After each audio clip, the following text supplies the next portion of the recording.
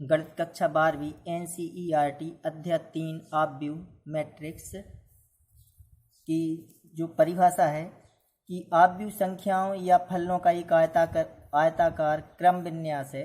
इन संख्याओं या फलनों को ऑब्व्यू के अवयव या प्रविष्टियां कहते हैं तथा इसे अंग्रेजी वर्णमाला के बड़े अक्षर द्वारा व्यक्त किया जाता है।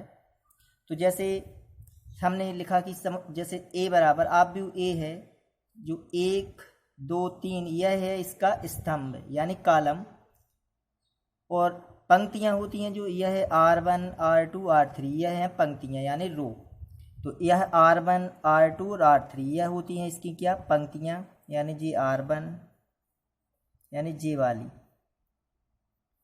और जो कॉलम होते हैं यह है C1 यानी यह है कॉलम C1 और यह है कॉलम C2।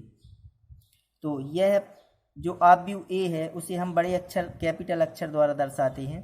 तो 1 2 3 यह क्या है इसका कॉलम यानी C1 और यह है C2, दो कॉलम है इसमें। और पंक्तियां कितनी हैं, एक R1 एक R2, यह पंक्ति है R2 यह पंक्ति है R3 जे वाली R3। तो इसकी जो कोटि होती है यह होते हैं इसके कॉलम C1 C2 C3 और यह होती हैं इसकी पंक्तियां R1 R2 R3। तो इसकी जो कोटि होती है ऑब्व्यू की, तो ऑब्व्यू की कोटि बराबर होती है m गुणित n, m गुणित n। अब m होती हैं पंक्तियां, जिसमें पंक्तियां क्या हैं, पंक्तियां बराबर m और स्तंभ बराबर n। तो जो कोटि होगी ऑब्व्यू की कोटि होती है m गुणित n। तो यहाँ ऑब्व्यू की जो कोटि है, यहाँ कितनी पंक्तियां हैं, इसमें 3 पंक्तियां हैं 1 2 3। तो अगर पंक्तियां कितनी हैं 3 और स्तंभ कितने हैं C1 और C2 यानी 2 स्तंभ हैं। तो जो इसके कुल अवयव होंगे, इसकी जो कोटि होगी 3 गुणित 2 की होगी, और ऑब्व्यू में अवयवों की संख्या होगी, जो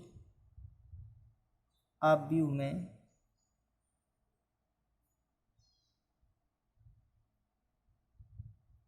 अवयवों की संख्या कुल कितनी हो जाएगी, 3 गुणित 2 बराबर 6, यानी कुल कितनी अवयव हैं जी 6 अवयव होंगी। तो ऑब्व्यू की कोटि किस प्रकार ज्ञात करनी है कि इसमें पंक्तियां कितनी हैं और स्तंभ कितने हैं। तो पंक्ति हैं इसमें कितनी 3 और स्तंभ कितनी है इसमें 5 हैं। तो यहाँ जो ये वाले होते हैं जो अवयव AIJ, इसे हम दर्शाते हैं, कोई भी अवयव हो तो AIJ, इसका मतलब समझें कोई भी अवयव है, जैसे ऑब्व्यू में अवयवों की संख्या 3 गुणित 2 बराबर 6, सामान्यतः AIJ इसे लिखते हैं हम, जैसे AIJ जो अवयव होता है, तो AIJ का मतलब होता है I भी पंक्ति और J भी स्तंभ में आने वाला अवयव। जैसे 11 कैसे A11, इसका मतलब है I और J, I क्या है इसकी पंक्ति और J क्या है स्तंभ। तो इसका पहला यानी I का मतलब पहली पंक्ति, यानी 11 का मतलब ये पहली पंक्ति और पहला स्तंभ, इसलिए A11। अगर हम लिखें A23, इसका मतलब क्या होगा कि दूसरी पंक्ति और तीसरा स्तंभ। I का मतलब होता है पंक्ति और J का मतलब है स्तंभ, यानी A23 का मतलब क्या हुआ कि I यानी 2 और J का मतलब यहाँ 3, तो दूसरी पंक्ति का तीसरा स्तंभ, दूसरी पंक्ति और तीसरा स्तंभ में आने वाला अवयव। तो दूसरी पंक्ति या दूसरी पंक्ति और तीसरा स्तंभ, ये 23 हो जाएगा। अगर हम कहें A33, इसका मतलब I का मान भी 3 है और J का मान भी 3 है। तो जो अवयव है यह इसका मतलब तीसरी पंक्ति और तीसरा स्तंभ, तो यह तीसरी पंक्ति का तीसरा स्तंभ J वाला अवयव हुआ। इसी प्रकार कोई भी यहाँ 41 42 43 या कोई भी अवयव अगर हमको ज्ञात करना है कि A13, इसका मतलब क्या हो जाएगा कि पहली पंक्ति और तीसरा स्तंभ, पहली पंक्ति और तीसरा स्तंभ, यह स्तंभ है, यह पंक्तियां और यह स्तंभ है। तो यह पंक्ति R1 R2 R3 और तो इसकी जो कोटि होगी वो होगी 3 गुणित 3 की। m का मान भी 3 है और n का मान भी 3 है। यहाँ कोटि जो ज्ञात करनी है अगर आव्यूह की कोटि तो 3 गुणित 3, क्योंकि m यानी इसकी पंक्तियाँ भी 3 है और स्तंभ यानी n स्तंभ भी 3 है, तो इसकी कोटि हो जाएगी जो 3 गुणित 3 होगी। तो अगर aij का मतलब अगर हमें कोई अवयव निकालना है तो i का मतलब क्या है पंक्ति और j का मतलब है स्तंभ। तो जैसे 23 इसका मतलब दूसरी पंक्ति का तीसरा स्तंभ, तीसरे स्तंभ में आने वाला अवयव। तो ये 33 का मतलब तीसरी पंक्ति तीसरा स्तंभ, 13 का मतलब पहली पंक्ति तीसरा स्तंभ, 11 का मतलब पहली पंक्ति पहला स्तंभ। पहली पंक्ति और पहले स्तंभ में जो आने वाला अवयव है वो होगा A11। जो दूसरी पंक्ति और तीसरे स्तंभ में आने वाला अवयव है वो होगा A23, यानी aij द्वारा दर्शाते हैं हम। तो I होती है पंक्ति और j होता है स्तंभ। आव्यूह के प्रकार में देखें कि पहला है स्तंभ आव्यूह। तो स्तंभ आव्यूह किससे कहते हैं कि एक आव्यूह स्तंभ आव्यूह कहलाता है यदि उसमें केवल एक स्तंभ होता है। जैसे a बराबर यह स्तंभ कितना है इसमें 1, लेकिन इसकी पंक्तियां कितनी है 4, तब इसकी कोटि होगी जो इसकी कोटि हो जाएगी। पंक्तियां कितनी है 1 2 3 4, यानी कोटि होगी 4 गुणित 1। यह कौन सा आव्यूह कहलाता है स्तंभ आव्यूह। इस पंक्ति आव्यूह किसे कहते हैं कि एक आव्यूह पंक्ति आव्यूह कहलाता है यदि उसमें केवल एक पंक्ति होती है, जैसे 1 2 4 7 कोई भी अवयव हो सकते हैं इसमें। तो इसकी जो कोटि होगी वो इसकी पंक्ति कितनी है, पंक्ति है 1 और स्तंभ कितने हैं 1 2 3 4, तो पंक्ति 1 है तो इसकी जो कोटि होगी 1 गुणित 4 की होगी। तो इसे क्या कहते हैं हम एक पंक्ति आव्यूह जिसकी केवल एक पंक्ति होती है। तीसरा है वर्ग आव्यूह। एक आव्यूह जिसमें पंक्तियों की संख्या स्तंभों की संख्या के समान होती है, यानी m और n बराबर होते हैं। पंक्तियां जितनी पंक्तियां उतने ही स्तंभ। यहाँ 3 पंक्तियां हैं और 3 ही स्तंभ हैं, तो इसका मतलब पंक्तियां और स्तंभ कैसे हैं समान, एक वर्ग आव्यूह कहलाता है। इसमें इसकी जो कोटि होती है वो यानी m और n कैसे होते हैं इसमें बराबर, यानी इसकी कोटि है जो 3 गुणित 3, जहाँ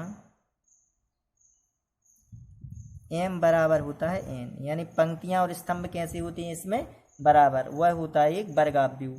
यहाँ 3 गुणित 3 का एक वर्ग आव्यूह हो सकता है, 2 गुणित 2 का हो सकता है, 4 गुणित 4 का हो सकता है। चौथा है विकर्ण आव्यूह। एक वर्ग आव्यूह विकर्ण आव्यूह कहलाता है यदि विकर्ण के अतिरिक्त इसके अन्य सभी अवयव शून्य होते हैं। जैसे देखो जो आव्यूह A है उसके विकर्ण, यह है विकर्ण, मुख्य विकर्ण कहलाता है यह। तो इसके अवयव ऋण 1 और 2 हैं, लेकिन अन्य जो अवयव हों वो सभी क्या हों शून्य हों। जैसे इसमें ये 2 गुणित 2 का आव्यूह है, 2 गुणित 2 इसका क्रम है इसकी कोटि। और जो आव्यूह B है इसके देखो 1 2 3 मुख्य विकर्ण के अवयव हैं, लेकिन बाकी की जो शेष अवयव हैं वो क्या है सभी शून्य हैं। तो ऐसे आव्यूह को क्या कहते हैं हम विकर्ण आव्यूह कहते हैं, जिसमें विकर्ण में तो अवयव हों लेकिन शेष अवयव सभी क्या हों शून्य हों। अदिश आव्यूह। एक विकर्ण आव्यूह अदिश आव्यूह कहलाता है यदि इसके विकर्ण के अवयव समान होते हैं। जैसे विकर्ण जो मुख्य विकर्ण होता है उसके अवयव 1 1 1 हैं, यहाँ कर्णी 3 कर्णी 3 कर्णी 3 है। तो ऐसा आव्यूह जिसके मुख्य विकर्ण के अवयव क्या होते हैं समान होते हैं, ऐसे आव्यूह को कहते हैं अदिश आव्यूह। इसकी कोटि कितनी है 2 गुणित 2, इसकी कोटि है 3 गुणित 3। छठवां तत्समक आव्यूह। एक वर्ग आव्यूह जिसके विकर्ण के सभी अवयव 1 होते हैं तथा शेष अन्य सभी अवयव शून्य होते हैं तत्समक आव्यूह कहलाता है। जैसे इसका जो मुख्य विकर्ण का अवयव है क्या है 1, इसके भी मुख्य विकर्ण के अवयव क्या है 1, इसके मुख्य विकर्ण के अवयव 1 है, शेष अवयव क्या है शून्य। तो इसकी कोटि हुई जो 1 गुणित 1, इसकी कोटि 2 गुणित 2 और इसकी कोटि हुई 3 गुणित 3। और जिसके मुख्य विकर्ण के अवयव 1 1 हों और शेष अवयव क्या हों शून्य, ऐसे आव्यूह को कहते हैं तत्समक आव्यूह। शून्य आव्यूह। एक आव्यूह शून्य आव्यूह अथवा रिक्त आव्यूह कहलाता है यदि इसके सभी अवयव क्या होते हैं शून्य होते हैं। जैसे शून्य, यहाँ भी शून्य शून्य, सभी अवयव अगर शून्य हैं तो ऐसे आव्यूह को कहते हैं शून्य आव्यूह और इसे संकेत O द्वारा दर्शाते हैं। इसका संकेत है O।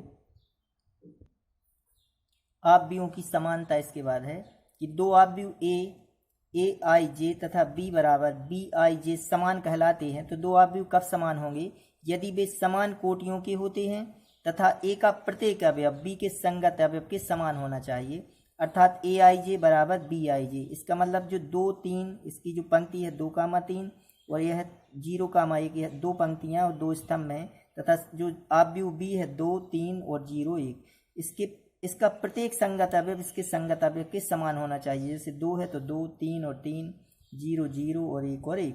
तब हम कहेंगे कि दो आव्यूह समान है, यानी आव्यूह ए बराबर है आव्यूह बी के।